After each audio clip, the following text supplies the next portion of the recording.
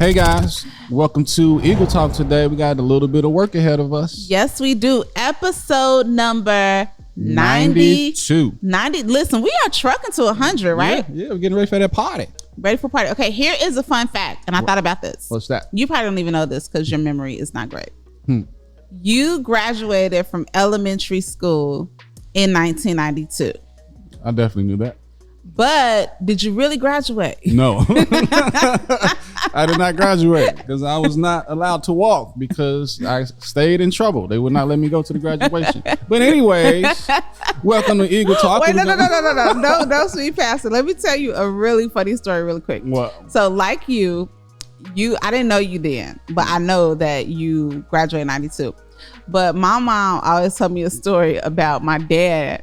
I think he might have been graduating from 8th grade too, but he got in trouble and he wasn't going to graduate. So the difference is that your mama knew you weren't going to graduate, but she was mad at the teacher and still gave you a party. My daddy, my grandma Della Mae, was so mean. She was just the old, I mean, she was mean. She was a little rough. She was a little rough. He kept trying to tell her that he wouldn't go graduate. She sent him. No, and she wouldn't listen. Well, Jimmy T, get ready. Get your stuff ready. Get going. So he kept trying to be like, Mama. And she's, hush up, get your stuff on. And then we got to graduation and he didn't graduate. And she turned around like, why you ain't saying nothing? She's like, well, I was trying to tell you, but you wasn't listening. Well, me and Jimmy got something in common. Y'all got something in common. You got to call my daddy into y'all both light-skinned with light eyes and you didn't graduate 8th grade. Yeah. But that worked out. All right, well, guys, I want to get right into it because we got a lot to cover. We're going to be talking about the 10 things that you should be doing in your business Q1. Very important stuff I've been talking about probably since, I don't know, the last 6 months, getting ready for right now. And you ready to go? Yeah. So we are fully aware that we are in full swing of Q1. Yes. We are, at the time that we're recording this video or this podcast, we are in January. However, this is what we understand, and a mistake that we made in our businesses is that we didn't always look at our business from a quarter perspective. Right. You would have these year-long goals and, not really tracking them into the end of the year and figuring out, oh, I didn't hit them, right? Mm-hmm. And even doubling down now, we're figuring out that we can have all the goals in the world, but we have to be accountable to our habits. Mm-hmm. And looking at our habits in shorter increments is the game changer to get to that overarching goal. So we just have a list of 10 things that we're working on, the way that we're approaching Q1, and we want to share them with you. Yep. All right. So the number one is to write and work on your B.H.A.G goal for your business. If you don't know what a B.H.A.G is, my lovely bride will let you know. Yes, because when I said B.H.A.G, Corey was like, what? Look, B.H.A.G was a term that I first learned when I was a teacher, and it means big, hairy, audacious goal. So for instance, like with my second graders, a B.H.A.G for them might have been, okay, by the end of the year, I want to get 5 home runs on my baseball team. And this might be for somebody who just signed up for baseball, right? But they have something that they're working towards, and it should be something that is, and we've talked about, or at least I know I've talked about on my other podcasts about SMART goals and how to make them actually attainable. And quite honestly, go to rosemarylewis.com/goals if you want to get a handout with that. Mm-hmm. But a B.H.A.G goal should be something within reach, but big enough to require you to strive for, big enough to require you to dream for. And we want to step it up. Like, we want your goal to be a little bit bigger than you know what's possible right now, but this is going to be your marker, and we need to identify that and write it down. Right now, can you talk about real quick, Corey, what's the danger of not even having a goal or writing it down? Oh, it's huge danger. It's called all over the place ism. You are never going to be able to narrow down or focus on really what you want. I think that the biggest thing, step one, is to write it down. Yeah. You know what I mean? Because if you don't, you're just kind of just wandering around, not focused. Yeah. It's almost like cleaning your house, right? Have y'all ever gone to clean your house and you weren't like, okay, today I am going to organize all my drawers, and you've been cleaning all day and you have nothing to show for it? For sure. That's exactly what this looks like. So we don't know in your business, does that mean that in my business, I need to make some hires. Does that mean I need to have so many things booked? Is it a dollar amount? Like, and that's what I'm saying. It doesn't always have to be a dollar amount, but what are the things that you are striving for? If you're a creative, do you want to create a certain product or a certain service by a certain time? Figure out what that is, write it down, stick it somewhere where you're always looking at it. And a good tip is to write it down every single day. Yeah. All right. So number 2 is really, really easy. Wake up an hour earlier.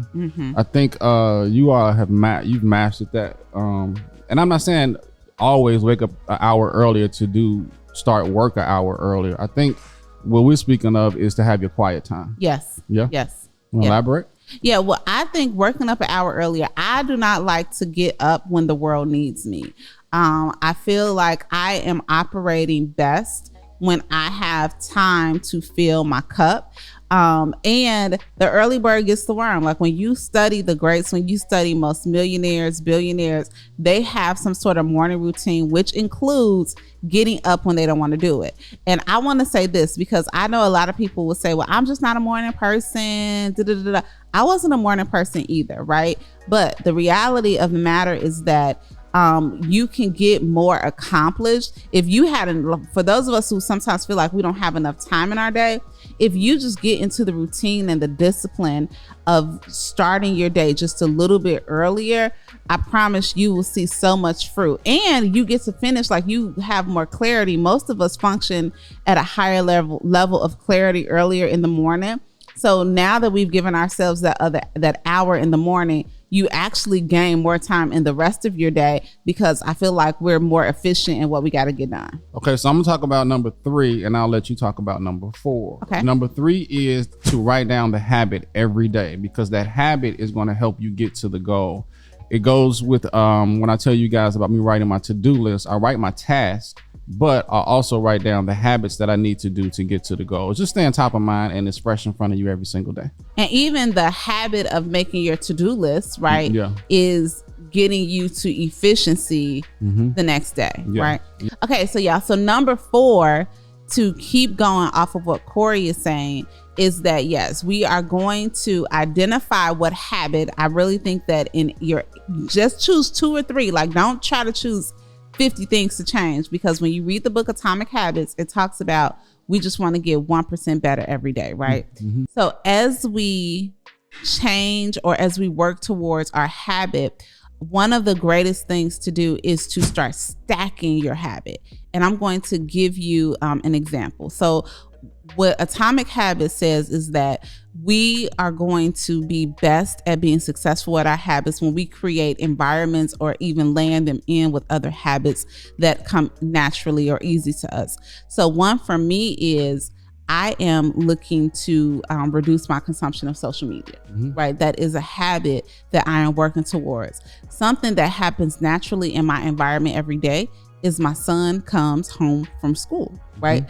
So when he comes home from school, that is my signal that now I am going to turn my phone off. I'm sorry, not turn my phone off. I'm going to log off of social media, and I've been logging off social media every single day. So starting the habit of logging off social media every day. And then the next habit is spending 5 to 10 minutes focused on him when he comes home from school. So I've stacked these 2 habits together, right? A goal is to be more focused. Another goal is to spend more time with my child. And I've stacked these 2 habits together. So now one triggers the other in pursuit of the person that I want to be by the end of the quarter. Yeah, it totally makes sense. I like the concept of habit stacking. No, I love it. Yeah, it makes sense. And then check out Atomic Habits, y'all, if y'all haven't, by James Clear. And then here's something else, y'all, I want to tell you. The speaking coach who coached James Clear, I just signed on to be on one of his group coaching situations. So I'm excited about that. Congratulations to you. Number 5 is evaluate who's on your team. And coming out of 2022, this is probably the biggest change that I've made in the last 90 days. I just was trying to put people in places that didn't fit with what I was trying to do. And nothing against them, but I mean, you gotta just evaluate where you are in your business. And it was just a lot of wasted time, energy, and phone calls with just people that just wasn't fitting into my business. So I definitely just eliminated that, and evaluating that got me to that particular goal. From the whole evaluating who's on your team, we can look at that from a whole lot of angles, right? I even think about something as basic as like where I am consuming things. So for instance, Walmart. I'm evaluating my relationship with them as a consumer because the lines are long, the checkouts are long. It takes me a lot longer to get in and out of there than other grocery stores. Yeah. So you know what? I don't have the capacity to keep doing that. And also look at your businesses. Look at who you're spending your money with. Look at how you're spending your time. Is this still a good use, or do we need to put different people, products and things in place because it's no longer working for you in this season? I like that. You fired Walmart. Fire Walmart. I mean, when you look at it like, think about it like that. Look, I don't want them to come after me, but open up some more carts, or some more checkout lanes. But it's not working for me anymore. No, I get it. All right, number 6 is, so I got 2 that I'm struggling with here. This is one of them. Number 6 is budget. Mm-hmm. I just spend, and not like spend like that, but just if I want to go eat, I'm gonna go eat. If I want to pick up this shoes, I'm gonna pick up the shoes. So I think that we recently have talked about having a weekly budget. We're gonna see how that works out for me, but I think that budgeting is definitely necessary in this quarter for you to be able to see just how you did. You can look back in April and say, okay, for 3 months I saved X amount of dollars because I only had so and so amount in my pocket, right? All right, Eagles, are you enjoying this episode? Well, if you are, listen, hit that share button. And what would mean the world to Corey and me is, could you leave us a 5-star review? We read every single review, and we are so grateful for all of the Eagles in our Eagle Talk community. Back to the episode. Yeah, I remember when we first started, we did Dave Ramsey Financial Peace a couple years ago. It's been quite a few years ago now. Yeah. And it's amazing, y'all, when you really start to budget, you find money. Yeah. Because you're like, you just did it not too long ago. You were like, wait, you save like $400 a month by really sitting down and looking at your subscriptions, looking at even things in business. Like, are you really using this email service provider? Are you really, doing the stuff this course that you are paying your monthly subscription? Do you really need, and it'd be $5, $10, $15, but when you sit down, it adds up. Yeah, it adds up. So when you sit down and you actually do a budget, remember the goal in business is not to just ball out and just get whatever you want. It's to keep more than you spend. Right. And even budgeting is especially important. I want to say, like, if you're looking to purchase a piece of equipment for your business, really sitting down and saying, okay, when I have this equipment, or when I make this hire, or when I do X, Y, and Z, going through the numbers and saying, okay, how is that going to increase my revenue? But if we aren't clear on what's going out, you'd like, oh, I made all this money. But if you've never budgeted yourself, then it's very possible, and Corey and I have said it's very possible to make $1 million and still be in the rat race. Absolutely. So you for sure have to get to a budget. Yeah. And I like that you spoke on the subscriptions, because that's where I say we're talking about budgeting, but you can also, I guarantee you, everybody can look at their bank account on a monthly basis and pick 2 or 3 things where they can cut out or save. And for me, it wound up being a whole lot of Hulus and HBO Maxes and stuff that, Corey just had on my card. Well, both my kids had stuff.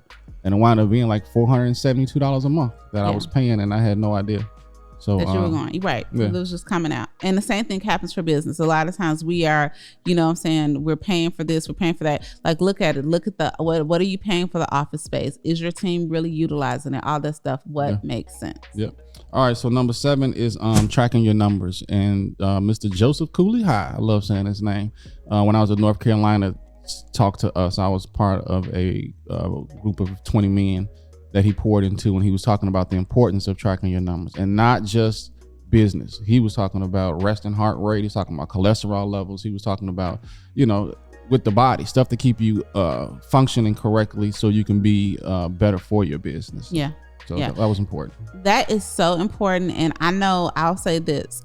A lot of entrepreneurs are very hot, fast paced. We don't like the details. We just want to go.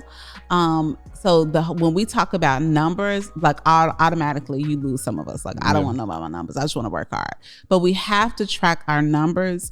And especially, I'm going to encourage you in getting into the habit of tracking your numbers, not just what's spending, what's coming in and going out, but like Corey said, your health numbers, and also like how does your business need to move?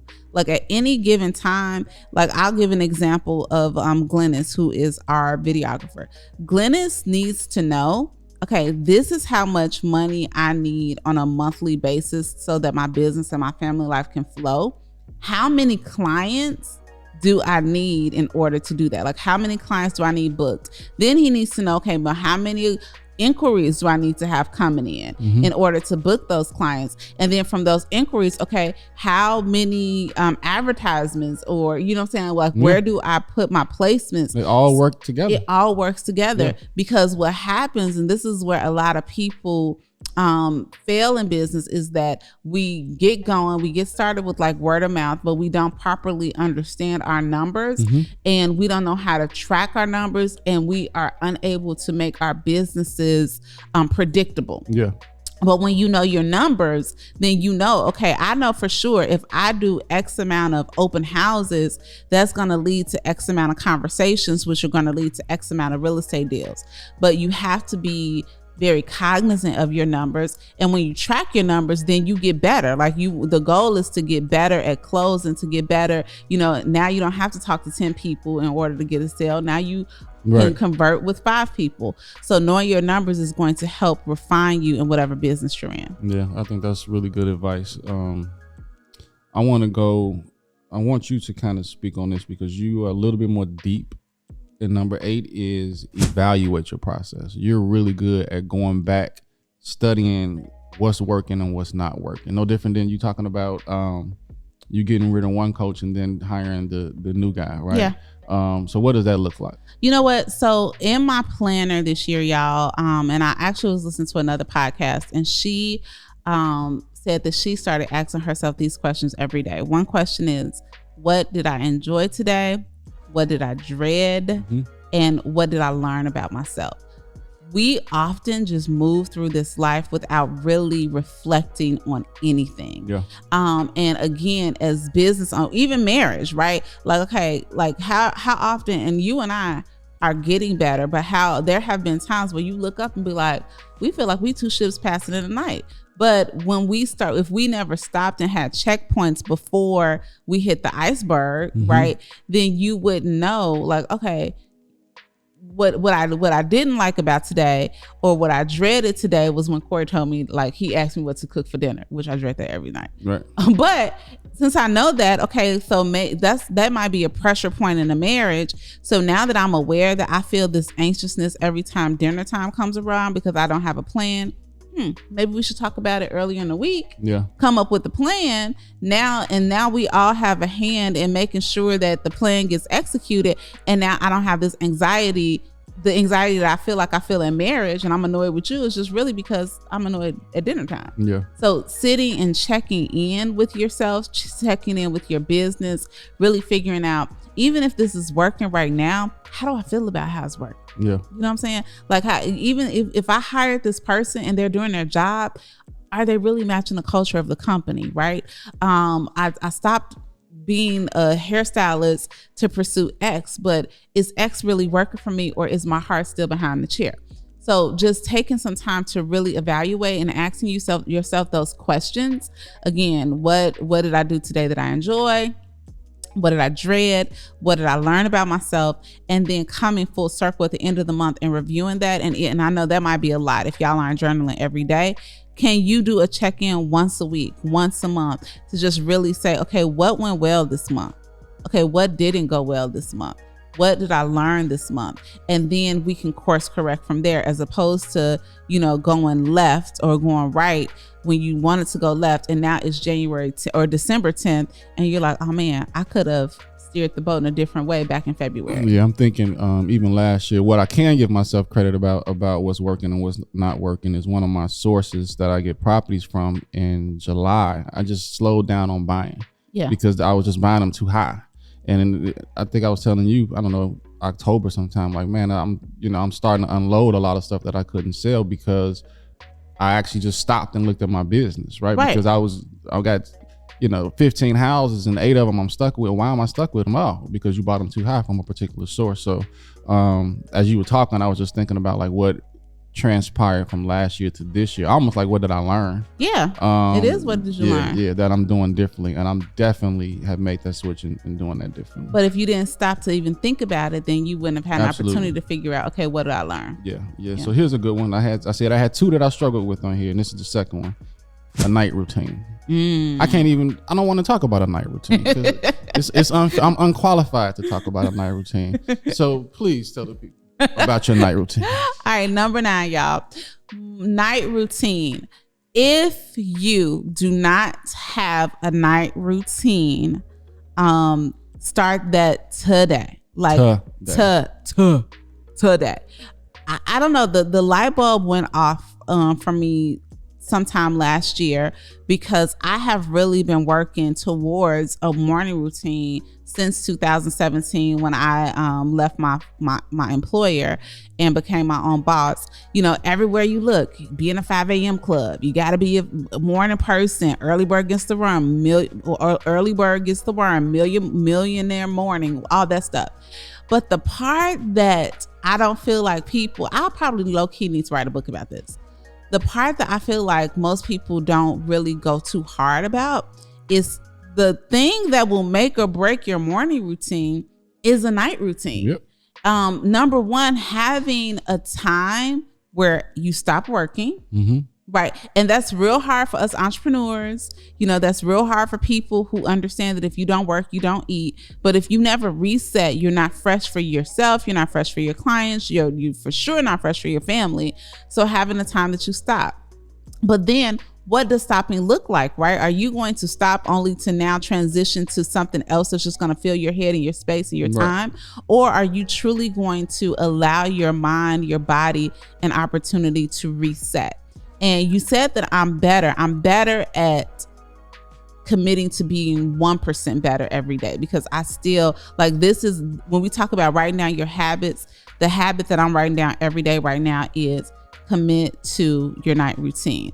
And for me, that's looking like completely, like I already told you, I log off social at a certain amount of time, but I found some workarounds, right? So now I'm shutting down all technology at 9 p.m. And whether that time is reading with talking to you, spending time with our sons, reading a book, like giving myself an opportunity to reset. And I know somebody's like, oh, I'm not sleepy. And by all means, I've never suffered. I do want to say I've never suffered with insomnia or something like that. So I am not an expert. I cannot speak to that. But what I can say to you is that I also was somebody like, I can't fall asleep. I just got to do whatever. It's amazing when you actually shut it down and take your butt to sleep. Even if you just lay down and just think about sleeping. And if nothing else, if you lay down and can't fall asleep, then just think about your business, think about your life, think about Jesus, like whatever you want to do, give yourself some time to spend time with yourself. For me, what has happened is I'm starting to go to sleep, which means I'm starting to wake up when I'm supposed to. Right. I don't have to snooze 11 million times and feel defeated as soon as I wake up because I did not wake up on time for my morning routine, which then it's a cycle for the rest of my life. So y'all, I beg of you, if you don't learn anything from this, take control of the way you're spending your evenings, because it will trickle into the rest of the day. Yeah. All right. And last but not least is find and or hire an accountability coach. Okay, this is your lane. This is my lane. Finally, for the first time in my life, I got somebody to keep me accountable. And not so much that I wasn't being accountable. It's just he helps me think through what the goals really are. Because you hire somebody. So talk to, I don't know if you've shared with Eagle Talk that you have hired somebody. So talk about that process a little bit. So I have a friend of mine. I've known him over 30 years. DG is his name. He's out of LA. He lives in LA. He's from Chicago. But he had an autoimmune disease, and he self-healed himself through what he was putting in his body, through going to just different camps and spiritual things that he did, through a lot of therapy. We went and saw him about 4 or 5 years ago, and he clearly was sick. And just every quarter we talk, and I just been asking about his self-healing journey. And it was just amazing just to hear some of the things that he was learning and doing. And about 2-3 months ago, I was talking to him, and he had became a certified breath coach. And I was real intrigued and just interested in that, because I've always heard of it, but I never really knew, like, what do you do to work on your breathing?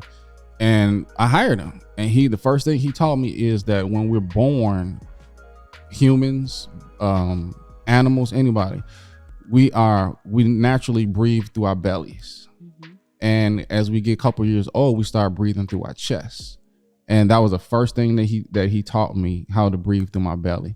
And then he wound up teaching me about just a lot of spiritual stuff, habits, affirmations that I have to do every single day. And we meet on, it's a lot of stuff. I can't give y'all all of it, but we meet on Zoom once a week for about an hour. It's 12 sessions, but I'm gonna tell you, I'm on session 3.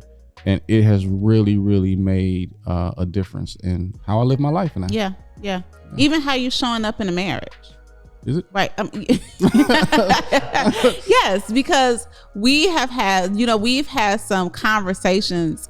This is why having accountability and having a trusted person that can speak into your life, because there are some things that you have uncovered with him in this short amount of time that if I would have said it, you would have been offended. Yeah. Does that make sense? Oh, for sure. And not that it's anything that's offensive, but sometimes you need somebody from the outside to hold you accountable, but to help you peek into who you are and why you are, and teach you different principles to help you go through certain things. Yeah, and I think sometimes it's not the delivery, it's the deliverer. It's the deliverer, right? And it might also be the receiver. Yeah, you know what I'm saying? Like there have been some things that I've been able to receive in some settings that I wasn't able to receive it, and not that one was right or wrong, it was just the way that we received it. Yeah. So I'm excited to see just to see what that looks like. And I mentioned before, like, I am starting speaking is something that I'm really passionate about getting into, and I've kind of fallen into it. So I'm like, okay, I need some training, because even when I tell someone my story, since my story is my story, I can speed past the story. This happened, that happened, that one dad, this one dad, this. And then the other person is looking like, and I'm like, oh girl, come with me. So I need to hire somebody who can help me articulate. And even though it's my story, I have to give some ownership to it, to a coach that can help me get to the goal, knowing that I can't do it on my own. Yeah. And for a lot of us, like, what does that look like in your business, right? Does that look like, I think about just very small things with my team, with accountability. Something that we started this year is we have work sessions where we're all on Zoom, we're all on mute, but we're all doing our work at the same time, right? So now I know, okay, I'm going to, like, that's a form of accountability. Like, so if she may be making calls, I may be making home equity reports. This one may be drafting, emails and getting ready for open house. But we know that this is the time that we're going to be accountable to each other. And just the simple act of showing up and knowing that they're going to be there, our productivity has increased. I think that's a great idea, actually, for somebody that has a virtual team. Yeah. To be able to look at it, what everybody else is doing. Yeah. And you can do it with a friend. Yeah. You know what I'm saying? If your homegirl is a painter and you an attorney, get on Zoom with her. It ain't time for y'all to talk, right. But just say, hey, you need to finish that painting by Tuesday. I need to finish this deposition. Let's be each other's accountability. Yeah. And on Tuesday nights, we're going to do, stay on Zoom for 2 hours so we can get that done. Yeah. Well, there you go, y'all. We're talking first quarter action. We gave really good 10 steps, 10 things that can be done to start this year off right. You got anything else you want to share? Yes, y'all. And because we don't want to keep you hanging, make sure that you take note of everything that we said in this episode. But Corey and I do have a free resource for you that extends beyond the first quarter. This does too. 5 habits for successful entrepreneurs. So check out eagletalkpodcast.com/5 habits in order to get that free resource, because there are habits that you need to be doing every single day in your life and in your business. Yeah. Well, thank you for that. Y'all go check that out, and thank y'all for listening. We'll see you next time.